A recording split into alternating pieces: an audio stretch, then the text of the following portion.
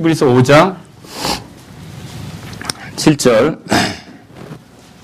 같이 한 목소리로 읽겠습니다. 시작. 그분께서 친히 육체로 거하는 동안에 자기를 사망으로부터 능히 구원하실 수 있는 분에게 강렬한 부르짖음과 눈물로 기도와 간구를 들으셨고 또 친히 두려워하셨으므로 하나님께서 들으셨느니라. 제가 오늘 여러분하고 같이 예수님의 기도를 살펴보려고 하는 이유는 이 기도를 통해서 예수님이 드렸던 기도를 통해서 우리가 더 기도하는 생활에 자극을 받지 않은 거죠. 예수님처럼 더 기도하고 예수님처럼 더 뜨겁게 하나님과 가까운 관계를 유지하면서 가자는 것이죠. 이런 목적으로 여러분에게 이 말씀을 드리려고 하는 것입니다. 그래서 오늘 이 말씀을 통해서 예수님의 기도 생활에 대해서 한번 살펴보도록 하겠습니다. 그럼 여기 보십시오. 제일 처음에 뭐라고 써 있냐면 7절에 보니까 그분께서는 친히 육체로 거하는 동안에 기도하셨다고 그랬어요. 이분이 육체로 거하는 동안에 이렇게 말씀하신 것은 완전한 인간으로 사셨다는 표현입니다. 그리고 이렇게 육체로 거하는 동안 기도하셨다면 물론 어릴 적에도 기도하셨을 것입니다. 그런데 우리가 읽는 대부분의 기록은 예수님께서 침례자 요한에게 침례를 받으신 이후로부터 이 승천하실 때까지 기록이기 때문에 어릴 때의 어떤 기록에 대해서는 잘 발견할 수가 없습니다. 하지만 분명한 것은 예수님께서 뭐라고 가르치셨냐면 누가복음 18장 1절에 보니까 항상 기도하고 낙심하지 말아야 될 것을 가르치셨어요. 그렇다면 그것이 예수님의 삶이라는 거죠. 예수님은 어려서도 계속 기도하면서 계속 하나님과 그 아름다운 관계를 유지하면서 하나님이 기뻐하시는 자로서 그리고 공생애를 해나가는 중에도 계속 기도했던 것을 우리는 볼 수가 있다는 거죠. 제가 여러분에게 첫 번째로 한번 질문을 드려보겠습니다.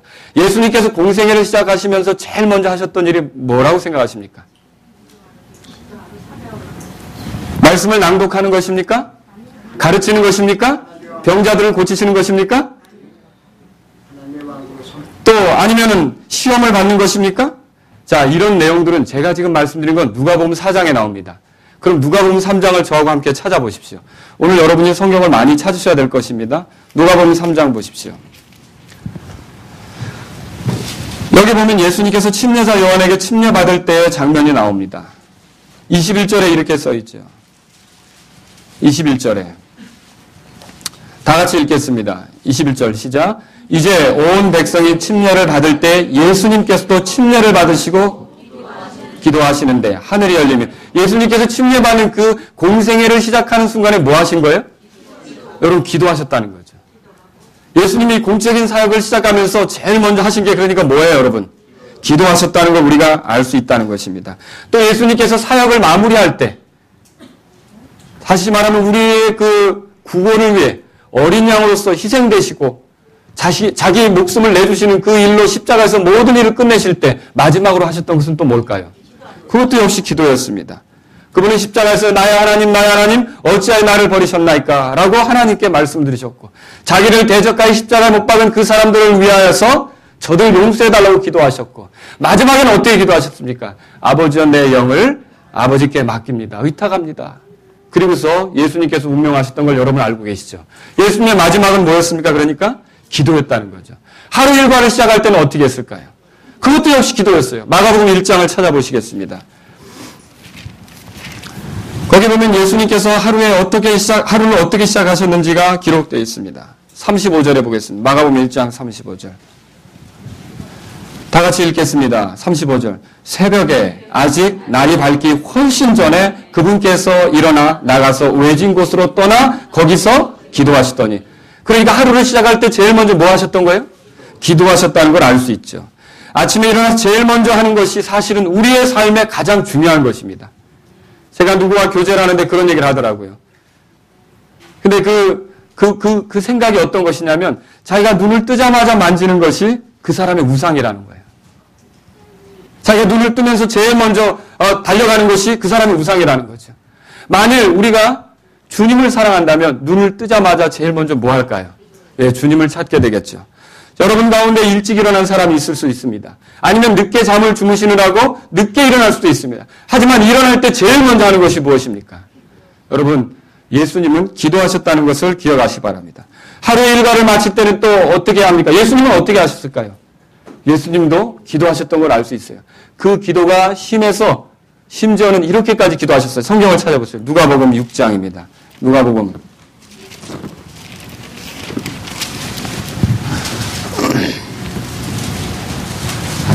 12절입니다. 다 같이 읽겠습니다. 그 무렵에 그분께서 기도하러 산으로 들어가사 밤새도록 하나님께 기도하시니라. 하루 일과를 마치고 기도를 하다가 어떤 중대한 문제를 놓고 기도가 이어져서 어떻게 돼버린 거예요? 밤새도록 기도했죠. 우리가 소위 말하는 철야 기도를 하신 거예요. 오늘날 철야 기도는 많이 사라졌죠. 그런데 예수님은 하루 일과를 마치고 기도를 시작하셨는데 그 기도가 중대한 문제를 다루는 그런 그 기도였기 때문에 밤이 새도록 기도를 하셨다는 것이 성경에서 써 있다는 것이죠. 자, 사실 우리 그리스도인들이 밤에 더욱 조심해야 합니다. 아침에 일어날 때는 주님의 뜻대로 살겠다는 굳은 의지를 갖습니다. 하나님 말씀을 펴서 읽습니다. 그리고 주님과 동행하는 삶을 살겠다고 갑니다. 그런데 오후 저녁 때쯤 해가 지고 피곤한 몸으로 집에 들어오면 몸이 처집니다. 몸이 처지면 내가 원하는 대로 가질 않습니다.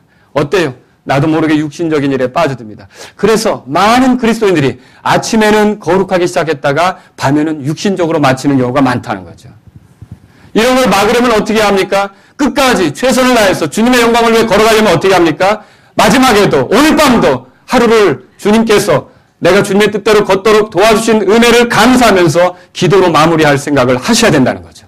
기도로 끝내려고 생각해야 된다는 거죠. 많은 사람들이 처음에는 거룩하게 시작했다가 육신으로 끝마치는 그런 일이 생기는 거예요. 어둠이 오면 악한 영들이 더 활동을 하고 우리가 거기에 지친 몸으로 감당이 안 돼서 육신적인 문제에 빠지고 그래서 생활이 뒤떨어지고 질서가 사라지고 엉망진창이 돼버립니다. 여러분 그러려면 어떻게 하셔야 됩니까? 오늘도 내가 잠자기 전에 기도하고 주님을 만나야겠다라는 생각으로 집으로 들어가실 수 있기를 바랍니다. 예, 하루 일과를 마치고서 또 기도하는 거죠. 자, 그러면 여러분 예수님께서 따로 기도하는 시간이 있었습니까? 물론이죠. 있었죠. 저는 가끔 이런 사람을 만날 때가 있습니다. 자신의 삶이 기도라고 이렇게 말하는 사람들이 있죠. 내가 사는 것 자체가 기도다 이거죠. 그리고 따로 기도 시간을 안 가지려고 합니다. 그냥 내가 사는 게 기도지 뭐. 여러분 이것은 얼마나 어리석은 일입니까? 누가복음 11장에 보세요. 예수님께서 이렇게 우리에게 말해주고 있습니다. 성경 기록을 통해. 11장 1절입니다. 같이 읽겠습니다. 그분께서 어떤 곳에서 기도하시다가 그치심에 그분의 제자들 가운데 하나가 그분께 이르되 주여 요한이 자기 제자들에게 가르쳐 준 것 같이 우리에게 기도하는 것을 가르쳐 주소서. 여기 이런 표현이 있습니다. 기도하다가 뭐 했다고요? 그럼 기도하다가 그쳤다는 표현은 예수님이 기도 시간이 따로 있었다는 것이죠. 기도를 끝내셨다는 것이죠. 항상 기도하는 마음으로 살겠지만 예수님께서는 따로 기도 시간을 가지셨다는 거죠. 예수님은 이렇게 특별한 장소와 특별한 시간을 가지셨습니다. 또 마가복음 14장 30절에 이렇게 써 있어요. 내가 기도할 동안 너희는 여기에 앉아 있으라. 무슨 말입니까? 기도 시간을 따로 가지고 계셨다는 거예요. 내가 기도할 동안 그분은 그냥 내 삶이 기도야. 무슨 기도 시간을 따로 정해놓고 이게 아니라는 거죠. 그분은 어떻게 하셨습니까? 기도할 동안 여기 있어라. 그분의 기도 시간이 있었습니까? 있었죠. 그래서 저는 여러분에게 이 말씀들에 의지해서 묻고 싶습니다. 하루의 삶을 보내는 중에 여러분이 주님과 함께 기도하기 위해 따로 마련한 장소가 있으십니까? 따로 마련한 시간들이 있으십니까? 예수님께서도 이러한 본을 보여주고 계신데 만일 그것이 없다면 오늘 주님, 나도 주님을 위한 장소를 마련하겠습니다. 라는 마음을 먹으시기 바랍니다. 또 주님을 위해 따로 시간을 내겠습니다. 내 삶이 기도이지만 또한 더 간절히, 더 뜨겁게 주님께 아뢰는 그런 시간을 갖겠습니다. 여러분 그냥 부부가 살아가면서 사는 게 그게 결혼 생활이지 라고 하면서 대화를 진지하게 앉아서 하지 않는다고 생각해 보십시오. 그러면 어떻게 상대를 이해합니까? 특히 형제님들이 알아야 될 거 지난번에 말씀드렸죠. 아내를 알 때 지식에 따라 동거해야 된다고 그랬잖아요. 그런데 우리가 지식에 따라 동거하려면 아내와 시간을 갖고 대화를 하고 우리의 신앙이 자라는 게 어디 있습니까? 그래도 하나님 말씀을 알고 지식이 필요하지 않습니까? 물론 지식이 전부는 아닙니다. 그러나 아무것도 모르고 어떻게 우리가 주님에 대해서 더 찬양할 조건들을 찾겠습니까? 하나님의 은혜를 찬양하고 주님이 어떤 분이신지 알려면 또 내가 주님의 그 말씀에 의지해서 기도하고 이 소망을 가지려면 주님의 말씀이 어떻다는 걸 내가 알아야 되지 않습니까? 주님이 어떤 분인지를 만나야 되지 않습니까? 그렇다면 여러분과 저는 시간을 따로 내야 된다는 거죠. 오늘 이 말씀을 들으면서 여러분들이 시간을 낼 수 있기를 결단하시기를 바랍니다. 예수님은 어디서 기도하셨습니까? 성전에 올라갔을 때 예수님은 성전에서 사람들이 장사하는 걸 보셨어요. 비둘기도 팔고 돈도 바꾸고 예수님은 어떻게 하셨죠? 그걸 들러엎었어요. 들러엎으시면서 예수님이 하신 말씀이 있었죠. 이 집은 어떤 집이라고요? 기도하는 집이라고. 주님은 그 성전에서 자기 백성들이 하나님께 나와 죄들을 자백하고 하나님께로 돌이켜서 거룩하게 살기를 열망하는 주님의 도우심을 구하는 그런 기도를 하기를 원했던 것이지 그곳에서 장사나 벌이고 돈이나 바꾸는 그런 일을 원치 않으셨다는 거죠. 성전, 자 우리가 어디서든지 사실은 기도할 수 있습니다. 예수님은 이 성전도 사람들을 위한 하나님께 나아가는 장소가 될 수 있다고 생각하셨던 거죠. 우리가 교회 와서 기도할 수도 있습니다. 그런데 예수님은 또 어디서 기도하셨습니까? 마가복음 6장 46절에 보니까 그들을 보내신 뒤에 기도하러 산으로 떠나가시니라. 어디로 갔다고요? 산으로 기도하러 가셨다고 했어요. 저와 여러분들이 잘 알고 있는 예수님의 모습이 변형되었던 변화산 있죠? 여기도 왜 올라가셨습니까? 누가복음 9장에 펴보세요. 누가복음 거기 누가복음 9장 28절 보십시오. 28절.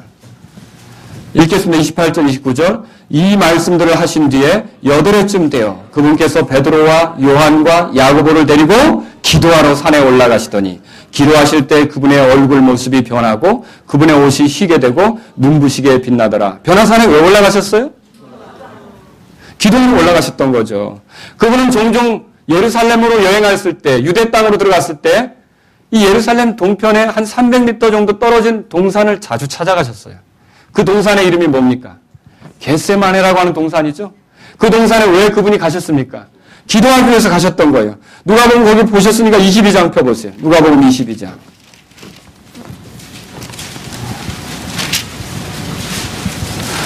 39절 보겠습니다. 그분께서 나아가사 늘 하시던 대로 올리브산으로 가시매. 이 올리브산이 겟세마네 동산을 얘기하는 거죠. 늘 하시던 대로 이 말에 주목하세요. 그러면 그분은 기도하는 습관을 가지고 있었던 거죠. 자주 기도처로 어디로 가셨던 거예요? 이 올리브산 쪽으로 가셨던 거죠. 늘 하시던 대로 올리브산으로 가시매 그분의 제자들도 그분을 따라갔더니 그분께서 그곳에서 그들에게 이르시되 너희가 또 뭐라고 말합니까? 시험에 빠지지 않게 뭐하라고요? 기도하라 하시고 다 같이 41절이요.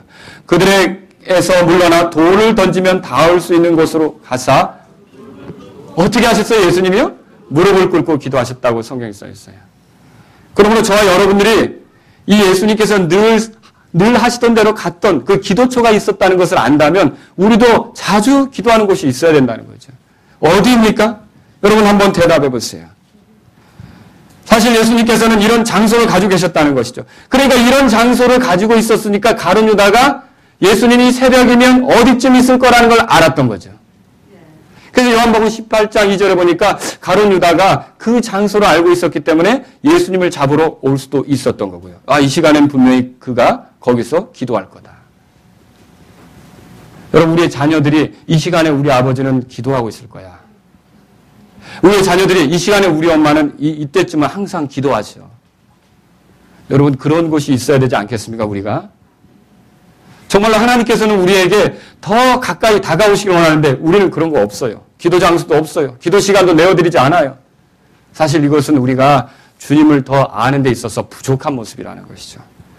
여러분 또 예수님께서는 어디로 나아가셨습니까? 아침 일찍부터 가르치기 시작했고 베드로에게 배를 띄우도록 부탁한 그런 때도 있었고요. 그리고 그 일을 마친 후에는요. 한낮에 병자들을 고쳐주시고 많은 시간을 거기에 쏟으셨죠. 그러던 중에 이 분주한 일 가운데서 어떻게 했냐면 누가복음 5장 16절에 보니까 그분께서 광야로 물러가 기도하시더니 이번엔 어디로 가셨어요? 광야로. 이런 곳은 다 어떤 곳입니까? 사람들이 없는 한적한 곳 아닙니까? 그래서 마가복음 1장 35절에 아까 외진 곳으로 가셔서 기도하셨다는 거죠. 여러분들에게 이런 장소가 있습니까? 우리에게 이런 장소가 있느냐는 거죠. 한적한 곳, 외진 곳, 주님과 나만을 위한 장소. 우리의 침실이 될 수도 있습니다. 어느 집에 화장실이 2개가 있다면 그 중에 큰 화장실은 옷도 갈아입을 수 있는 드레스룸이 되잖아요. 네, 그 드레스룸도 주님과 내가 만나는 장소가 될 수 있겠죠. 그리고 또 어떤 사무실이 내 기도처가 될 수도 있습니다. 내가 다른 사람보다 좀 일찍 출근해서 그 시간에 주님과 귀한 시간을 가질 수 있는 거죠. 또 내 서재가 그런 내가 책 읽는 장소가 그런 기도처가 될 수도 있습니다. 또 나는 정말 하루 종일 영업으로 바쁘고 운전하는데 많은 시간을 쏜다. 그러면 자동차 안이 내 기도처가 될 수도 있습니다. 또 여러분 공원이 기도처가 될 수도 있습니다. 아니면 내가 때때로 그 자주 찾는 특별한 장소가 기도처가 될 수도 있다는 거죠. 여러분의 기도처는 어디입니까? 있으십니까? 있으시면 감사한 일이고 계속 그곳에서 무릎을 꿇어 주를 찾을 수 있기를 바랍니다. 하지만 그런 것이 없다면 오늘 주님과 내가 만날 수 있는 장소를 만드실 수 있기를 바랍니다. 여러분이 그렇게 하셔야 돼요. 예수님은 일과 중에도 계속 기도했어요. 어떤 특별한 일을 놓고도 기도했죠. 오병이의 기적 사건 아시죠? 보리빵 5개와 물고기 2마리로 사람들을 먹이실 때 어떻게 하셨어요? 예, 성경에 이렇게 써있죠. 빵 5개와 물고기 2마리를 취하사 하늘을 우러러보시며 축복하시고 복을 빌었다는 뜻이죠. 기도하셨다는 뜻이에요. 그리고요, 또 마가복음 14장 23절에 보면 무리를 보내신 뒤에 기도하러 산에 올라가 섰다가 저녁이 되면 거기서 홀로 또 계셨던 것이 나와요. 예수님이 이렇게 계속 일과 중에 기도했어요. 수시로. 어떤 사람과 전화 대화를 하기 전에 전화벨이 울려서 나와 무슨 얘기를 나눌 때 주님, 내가 이 대화를 통해서 하나님께 영광이 되게 하시고 육신적인 일로 험담이나 쓸데없는 일에 빠지지 않게 도와주옵소서 기도하십니까? 누구를 만나러 갈 때 주님, 이 일에 주님의 도움이 필요하니까 주님께서 잘 만나게 해주시고 그 사람 마음을 움직여서 모든 것이 잘 될 수 있도록 도와주십시오. 기도하십니까? 집을 나설 때 기도하십니까? 누구를 가르쳐야 합니다. 하나님, 내가 이 사람을 가르치는데 이 사람이 잘 배워서 하나님께서 주신 재능을 마음껏 드러낼 수 있는 사람으로 그래서 기회가 된다면 하나님의 영광을 위해 그것을 드러낼 수 있는 사람이 되게 해달라고 기도하십니까? 우리는 모든 것들을 대할 때 수시로 기도하느냐는 거죠. 예수님은 그렇게 하셨어요. 그래서 나사로가 무덤에 들어있을 때 죽은 나사로를 놓고도 어떻게 하셨습니까? 기도하셨죠. 예수님의 기도를 사람들이 다 알고 있어요. 요한복음 11장 41절 42절에 보면 아버지여, 아버지께서 내 말을 들으신 것을 감사하나이다. 아버지께서 항상 내 말을 들으시는 줄 내가 알았나이다. 그러나 곁에 서 있는 사람들 때문에 내가 그것을 말하였사오니 이것은 아버지께서 나를 보내신 것을 그들이 믿게 하려 함이니이다. 여러분 십자가에 못 박히셔서도 예수님이 기도하셨다는 거 알고 계시죠? 예수님은 계속 기도하셨어요. 원수를 위해서 기도하셨어요. 어찌하여 이렇게 하셨습니까? 너희 원수들을 사랑하며 너희를 저주하는 자들을 축복하고 너희를 미워하는 자들에게 선을 행하며 악의를 품고 너희를 다루며 너희를 핍박하는 자들을 위해 기도하라. 그렇게 가르치셨던 대로 계속 기도하셨다는 거죠. 저와 여러분들이 오늘 예수님을 따르기를 원한다면 예수님처럼 인생을 살도록 능력을 부여받은 사람들이라면 주님 앞에 기도할 수 있기를 바랍니다. 예수님은요, 기도할 때 오늘 히브리서 5장 보세요. 또 어떻게 기도하셨습니까? 이 히브리서 5장에 보니까 강렬한 부르짖음과 눈물로 기도했다고 돼 있어요.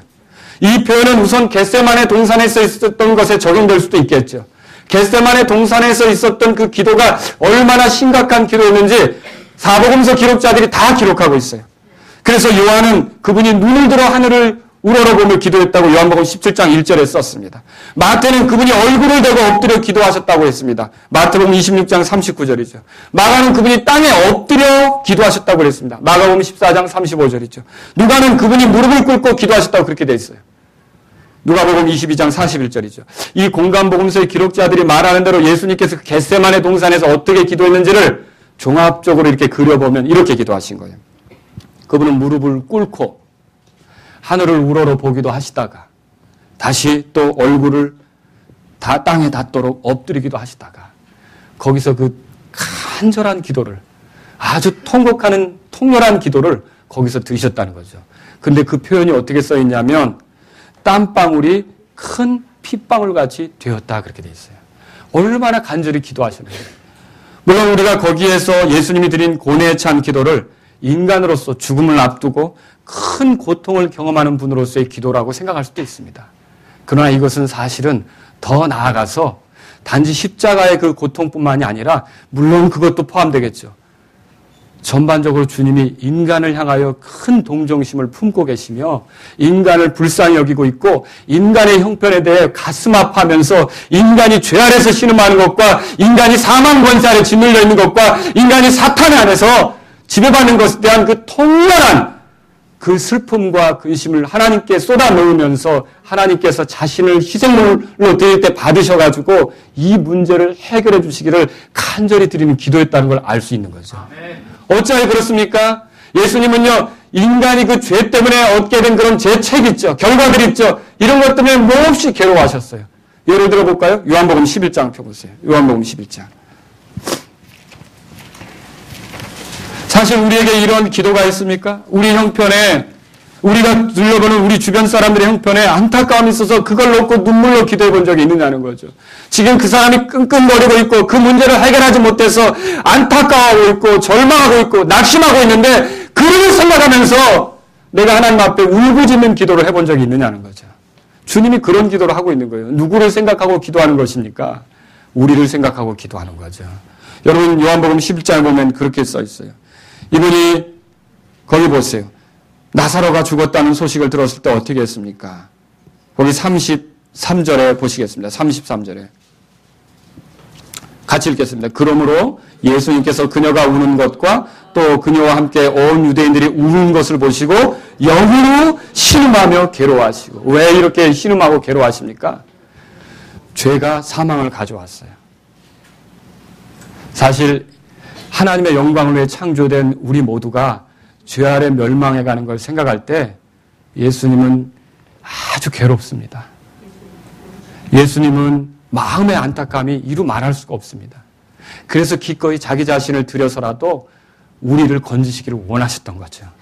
심지어 그 기도가, 그 마음이 얼마나 컸는지 나사로가 죽었을 때 그 밑에 보세요. 35절에 뭐라고 써 있습니까? 이런 표현은 성경 구절에서 가장 짧은 표현인데 매우 중요한 겁니다. 다 같이 읽겠습니다. 예수님께서 우시더라. 예, 예수님께서 그렇게 하셨다는 거죠. 사실 예수님은요, 자기 목숨을 내주시고 도로 찾으실 수도 있어요. 요한복음 10장 17절에서 18절에서 그렇게 말하는 거 여러분 알고 계시죠? 예수님은 왜 죽습니까? 자기 죄 때문에 죽는 것입니까? 자기 잘못으로 인해 죽는 것입니까? 우리의 죄 때문에 그렇게 하는 거죠. 죄 가운데 있는 우리를 불쌍히 여기셨던 거죠. 저는 이제 이 예수님께서 참으로 어떤 마음을 가지셨는지 그려볼 수가 있겠더라고요. 어느 날 목사님이 한 가정에 새로 부임해가지고 한 가정에 초대를 받았어요. 주일 저녁 때 이제 그 가정에서 목사님에게 식사를 대접하기로 했어요. 목사님이 그래서 사모님하고 가기로 한 거예요. 그런데 사모님은, 그 집에, 그 초대한 집에 그 자매님 있잖아요. 어머니.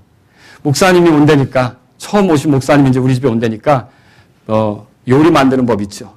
이런 것도 막 보고 막 해서 막 준비하는 거예요. 그리고 거기 아들하고 딸이 있어요. 8살 난 딸이 있고, 그 밑에 2살 더 어린 아들이 있죠. 이 아이들을 놓고 훈련을 시키는 거예요. 너희들이 소금을 건넬 때는 이렇게 하고, 젓가락은 이렇게 차려놓고, 처음에 문을 열면 어떻게 하고, 어떻게 하는 거예요. 손님 맞을 준비를 다 해놓은 거죠. 아이들하고 집 청소도 깨끗이 해놓고, 모든 걸 완벽하게. 그리고 네프킨은 어떻게 하고, 하면서 식사 예절 같은 것도 다 가르친 거죠. 모든 걸 다 가르쳤어요. 그런데 진짜 그날이 왔어요. 자, 잘해야 돼. 알았지? 잘해야 돼. 알았지? 다 그렇게 하죠? 우리 다 그렇게 해본 적 있잖아요. 그렇죠? 멋지게 해봐. 그런데 진짜 목사님 와서 식탁에 이제 다 둘러 앉았어요. 그리고 목사님 부부, 또 아빠, 엄마, 아이들까지 다 앉았어요. 그래서 이제 아빠가 목사님께 기도를 부탁했고, 목사님이 기도를 다 끝냈어요. 그리고 이제 식사를 하려고 시작을 합니다. 그런데 이 딸이 또 근사하게 하겠다고 딱 이렇게 물컵을 건네려다 그만 털커덕 쏟았어요. 그 물이 쫙 식탁에 번지겠죠. 그때 어떻게 했겠어요? 엄마의 얼굴이 갑자기 약간 하얘지기 시작했어요. 그러니까 또 동생, 2살 어린 동생이 도와주겠다고 하더니 이렇게 하다가 또 자기 거를 탁 건드렸어요. 그 어떻게 했어요? 물 바다가 반쯤 난처한 표정. 그때 엄마가 얼마나 막 마음이 긴장이 되고 여태까지 모든 걸 다 준비해놓고 모든 걸 다 해놨는데 이제 이 순간 잘 보내면 되는데 어떨까요? 여러분 어때요? 엄마는 그때 가거든 모자 너. 나거든 모자. 이렇게 하지 않겠습니까? 그런 초조한 순간에 아빠가 가만히 있다가 딸을 보니까 막 이제 눈물이 터지려고 하는 거예요. 그러니까 어떻게 하냐? 아빠가 물컵을 딱 쏟았어요. 일부러. 그러니까 목사님이 옆에 있다가 탁 쏟았어요. 그러니까 옆에 있다가 또 사모님이 어떻게 했어요? 탁 쏟았어요. 그러니까 엄마도 모르겠다는 식으로 웃으면서 어떻게 했어요? 물컵을 다 쏟아버린 거예요. 그날 물컵을 쏟은 물바다 속에서 같이 식사를 하면서 같이 웃고 즐거워했다는 거죠. 근데 딸이 어떻게 했습니까? 나중에 아빠한테 고맙다고 잉크를 착 하는데 이 잉크가 되면서 눈물이 줄 흐르는 거예요. 이 딸은 거기서 뭘 느꼈을까요? 내가 실수했을 때 내 편이 되어준 아빠의 사랑을 느끼지 않았겠습니까? 그리고는 아빠에 가서 꼭 껴안아줬다는 거죠. 사실 이것이 하나님의 사랑입니다. 하나님께서는 우리에게 이렇게 하신다는 거죠. 죄는 우리가 졌지만 예수님을 통해서 우리에게 와서 보듬어 주시려고 하는, 우리 편이 되어 주시려고 하는, 우리처럼 살면서 모든 고통을 겪고 우리를 그 속에서, 그 위기에서 구출시켜 주려고 하는 그분이 하나님이 아니십니까? 여러분이 하나님을 믿으십니까? 이런 놀라운 사랑을 우리에게 베풀어 주신 거예요. 그분이 십자가에서 보여주신 것이 그거라는 거예요. 하나님의 사랑이 어떻다는 걸 보여주신 거죠. 우리 아버지들도 그래서 자녀들이 잘못할 때 정말 그 자녀들을 품으려고 하고 그 자녀들을 세워주려고 하는 하나님의 마음으로 다가가실 수 있기를 주의 이름으로 바랍니다. 제가 드리려고 하는 말씀은 예수님께서 그 속에서 자기 자신을 내어주는데 인간이 처한 형편이 얼마나 끔찍한지 마음의 그 괴로움이 이루 말할 수가 없었다는 거죠. 그 가운데서 예수님께서 통렬한 기도를 드리셨던 거예요. 그런데 5장 7절을 보세요. 히브리서 5장 7절을 보니까 자기를 사망으로부터 능히 구원하실 분에게 그렇게 했다는 것이죠. 자기를 사망에서 능히 구원하실 분, 이분은요, 자기를 구원하실 뿐만 아니라 자기를 믿는 자들, 자기에게 순종하는 자들을 구원해 주실 수 있는 하나님이신 것을 예수님은 알고 계셨던 거죠. 그래서 내가 기꺼이 드리면 하나님, 이들을 죄에서 건져주셔서 영생으로 살게 해주실 것을 믿습니다. 여러분, 이 영생이 얼마나 귀한 것인지 아십니까? 단지 오래 사는 걸 영생으로 생각하지 말기를 바랍니다. 물론 우리가 하나님처럼 오래 삽니다. 그러나 이 생명은 아담이 살았던 그 생명하고 다른 생명입니다. 아담이 살았던 생명이 70년, 80년이라면 이 생명은 영원히 사는 것입니다. 아담의 생명은 죽음으로 끝나는 거죠. 그러나 이 생명은 죽어도 다시 사는 생명이에요. 왜냐? 아담으로부터 받은 생명은 아담이 준 것을 우리가 나눠받은 생명이라면 이 생명은 예수님 안에 있던 생명이 우리 안에 들어온 거예요. 아담의 생명은 죄의 지배를 받으면 꼼짝 못해요. 죄를 지을 수밖에 없어요. 사망의 왕노로 사는 거죠. 그러나 이 생명은 예수님 안에 있고 예수님의 생명이 우리 안에 있기 때문에 죄를 이길 수가 있습니다. 죄를 뿌리칠 수 있는 거예요. 이런 생명으로 산다는 것이 얼마나 멋진 일이에요. 이런 놀라운 구원을 받은 것이 얼마나 멋진 일이에요. 비틀거리며 신음하는 일을 중단합시다. 우리를 영원한 생명으로 일으켜주신 이 놀라운 은혜를 찬양하면서 더 기도하며 더 도움을 구하며 더 주님 앞에 나아가서 나를 구원할 이유는 주님밖에 없습니다라고 말하면서 나아가실 수 있기를 바랍니다. 아무리 우리가 지쳤어도 아무리 우리가 힘들었어도 우리가 주를 바라면 독수리가 날개치며 올라감 같이 올라갈 걸 믿으십니까? 새 사냥꾼의 올무에 걸려서 바둥거리는 사람이라 할지라도 주를 바라며 주여 도와주십시오라고 외치면 주님께서 그를 독수리가 날개치며 올라간 같이 빠져나가게 멋지게 올라가게 하실 줄로 믿으시기 바랍니다. 우리 하나님은 늘 우리를 건지시는 분이에요. 이런 하나님을 믿는다면 왜 어렵다고 낙심합니까? 예수님이 인간의 죄 문제를 놓고 통렬하게 기도하셨던 것처럼 눈물로 울부짖음으로 그렇게 주님 앞에 나아가실 수 있기를 바랍니다. 사실 이 표현은 예수님이 완전한 인간이심을 보여줍니다. 한번 히브리서 보세요. 돌아가 보세요. 예수님은요, 히브리서 4장 15절에 보니까 우리의 연약함의 감정을 몸소 느끼지 못하는 분이 아니요 모든 점에서 뭐라고 돼 있어요? 우리와 똑같이 시험을 받으신 분이라는 거죠. 또요, 여기 보시면 이 오늘 5장 7절에 기도와 간구라는 말 있죠? 이 표현은요, 예수님께서 완전한 인간으로서 우리처럼 고난당하셨음을 더 잘 보여주는 표현입니다. 이 땅에 사시는 동안 히브리서 5장 보세요. 2절에 그가 무지한 자들을 길에서 벗어난 자들을 불쌍히 여길 수 있으면 그 자신도 뭐라고 돼 있어요? 예수님 하나님이시지만요, 우리처럼 인간이 됐을 때 연약함 중에 있는 걸 다 경험하신 거예요. 그리고 연약한 사람이 어떻게 살아가는지를 보여주신 거죠. 어떻게 살아가는 겁니까? 기도하면서 늘 구원하실 수 있는 그분께 매달리면서 가는 거라는 거죠. 우리가 그렇게 살기를 원하시는 거예요. 이것이 예수님의 모습이에요. 실제로 대제사장이신 예수님께서 우리의 연약함을 느끼기 때문에 중보사역을 더 잘하실 수 있는 거죠. 그래서 우리의 연약함을 알고 그분이 우리의 연약함을 대신해서 하나님 앞에 호소하는 것이고, 여러분 이걸 믿는다면 예수님처럼 기도하실 수 있기를 주의 이름으로 바랍니다. 예수님도 그리하셨다면 우리는 얼마나 더 기도해야겠습니까? 예수님보다 더 능력 있는 분 있으십니까? 예수님도 기도하는데 기도를 안 하고 버티려고 하시고요. 예수님보다 더 지혜롭습니까? 지혜로우신 예수님도 인간으로서 기도하셨는데 예수님보다 어리석으면서 기도하지 않고 예수님보다 거룩합니까? 자주 죄의 유혹을 받으면서 넘어지지 않습니까? 그런데 우리가 기도를 등한히 한다. 기도를 등한히 하는 건 그래서 교만한 거죠. 어찌 그랬습니까? 내가 예수님보다 더 잘할 수 있다는 거죠. 예수님 기도하셨다면 여러분이 예수님보다 약하고 예수님보다 지혜가 없고 예수님보다 죄의 유혹에 자주 빠진다면 어떻게 하셔야겠습니까? 예수님도 보여주신 그 기도를 저와 여러분도 해야 될 줄로 믿습니다. 우린 기도해야 되는 거예요. 연약함을 느낀다면 내 힘으로 되지 않는다고 하는 것을 느낀다면 많은 부분이 그렇게 나를 힘들게 해서 감당이 안 된다고 느낀다면 하나님께 엎드리시기 바랍니다. 자녀가 없었던 한나가 그녀의 혼이 괴로운 가운데 주께 기도하고 힘이 통곡했다는 걸 읽어보셨습니까? 많은 원망과 슬픔에서 말했던 이 여자의 청을 하나님께서 들으셨죠. 그 열매가 뭡니까? 사무엘이죠. 또 여러분 병들어 죽게 된 히스기야가 심한 통곡 가운데 벽에 기대서 하나님께 울부짖으며 기도했던 거 여러분 읽어보셨습니까? 그 결과가 무엇입니까? 15년이나 생명을 연장받았죠. 예루살렘 성벽은 무너졌으며 그 땅에 남아있는 사람들이 큰 고통을 당한다는 소식을 듣고 울며 금식하며 며칠을 보내며 기도했던 사람이 있었죠. 누굽니까? 느헤미야 아닙니까? 그 느헤미야가 온 결과는 무엇입니까? 왕이 허락해서 너가 가서 예루살렘 성 일으켜라. 얼마나 놀라운 은혜입니까? 통렬한 부르짖음, 간절한 부르짖음, 눈물로 기도하는 이 간절한 기도를 예수님께서 들으셨고요. 그 결과가 저와 여러분이 구원받은 거 아닙니까? 그러면 저희도 어떤 문제들을 놓고 주님 앞에 간절함으로 눈물로 주님 앞에 아뢰를 수 있기를 주의 이름으로 바랍니다. 사도 바울은 이렇게 말했습니다. 소망 중에 기뻐하고 환난 중에 인노하며 늘 절박하게 기도하고 이 절박하고 끈질긴 기도를 원하고 있는 것이죠.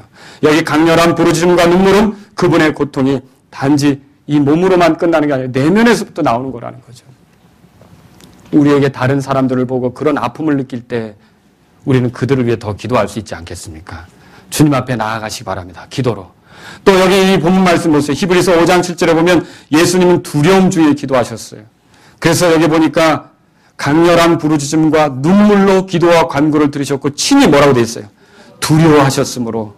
이 두려움은 인간으로서 갖는 두려움이죠. 낮은 자로서 갖는 두려움이죠. 약한 자로서 갖는 두려움입니다. 예수님은 친히 두려워하셨다고 했습니다. 이 말은 사람이신 예수님, 낮은 자가 되신 예수님, 약함에 쌓여있던 예수님이 하나님을 존중하셨다는 뜻이에요. 하나님을 높였다는 뜻이죠. 이런 기도를 드린 거예요. 여러분, 하나님을 존중하고 두려워하는 방식이 아버지께 맞추는 거 아닙니까? 그래서 예수님이 기도할 때도 늘 누구에게 맞춥니까? 아버지의 뜻에 맞추죠. 내 양식은 뭐라고 소개했습니까? 아버지의 뜻을 행하는 것이다. 아버지의 일을 성취하는 것이다. 읽어보셨습니까? 예수님께서 십자가를 앞두고 겟세마네 동산에서 뭐라고 기도하셨습니까? 내 뜻대로 마옵시고 아버지의 뜻대로 되길. 여러분 우리가 이렇게 아버지께 맞추며 간절한 기도, 눈물, 울부짖는 기도 이런 기도를 드린 적이 언제입니까? 여러분이 최근에 눈물로 주님 앞에 호소했던 적이 언제입니까? 그 눈물이 말라서 지금은 나오지 않는다면 여러분 우리는 주님 앞에 엎드려야 합니다. 다시 주님 앞에 눈물로 나아가야 되는 것이죠. 그러므로 저는 오늘 이 말씀을 통해 기도가 무엇인지를 다시 한번 정리하고 말씀을 마치려고 합니다.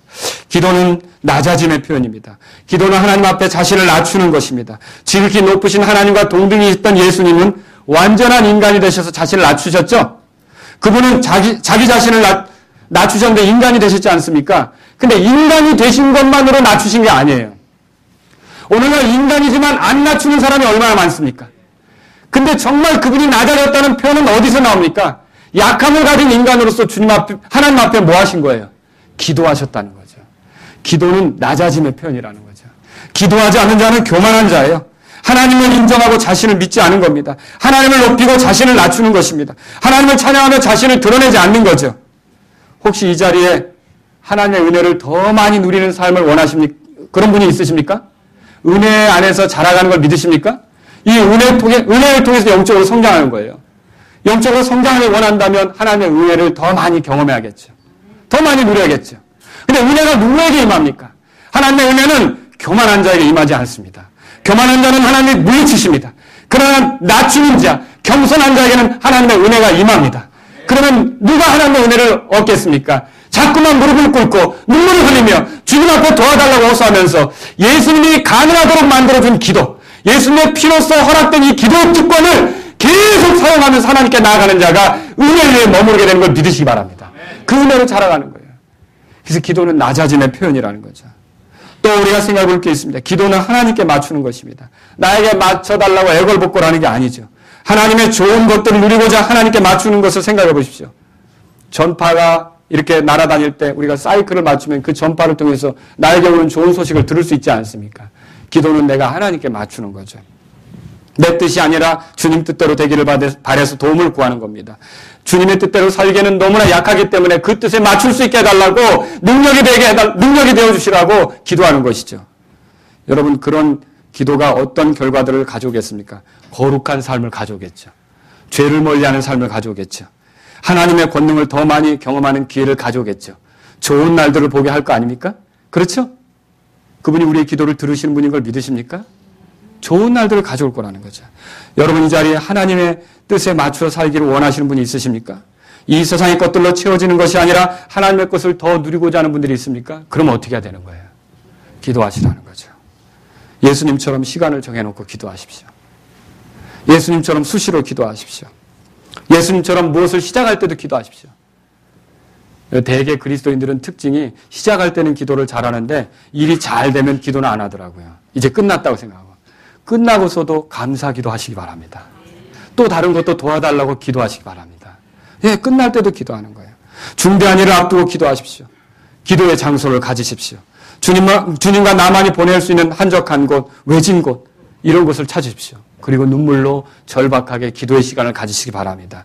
내 자신이 자주 죄에 짓눌리는데 아무렇지도 않습니까? 또 내 옆에 있는 그리스도인이 어떤 삶의 문제로 신음하고 있는데 아무렇지도 않습니까? 내 가족들 중에 어떤 사람이 지금 지옥으로 가고 있는데 아무렇지도 않습니까? 내 직장의 동료들은 죄다 예수님을 알지 못하고 이렇게 돈만 버는 게 전부인 것처럼 알고 살다가 멸망으로 떨어질 건데 아무렇지도 않습니까? 예수님은 그런 사람들을 놓고 통렬한 부르짖음으로 기도하셨다는 거죠. 저와 여러분들이 이 시간에 되찾아야 될 게 기도라는 것을 기억하시기 바랍니다.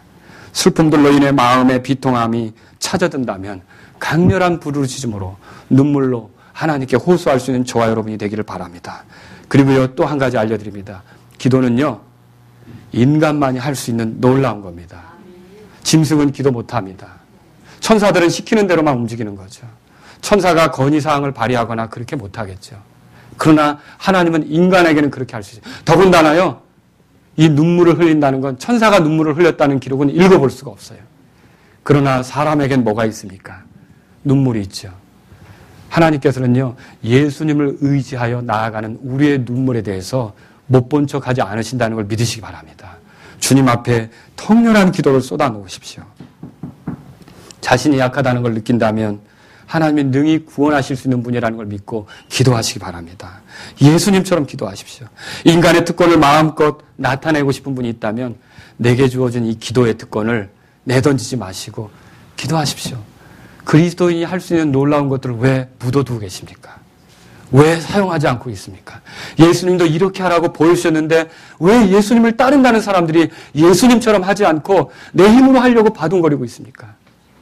주님, 제가 주님이 기도하셨던 것처럼 저도 기도하기를 원합니다. 그런 마음이 있으시면 오늘 주님 앞에 나아가시기 바랍니다.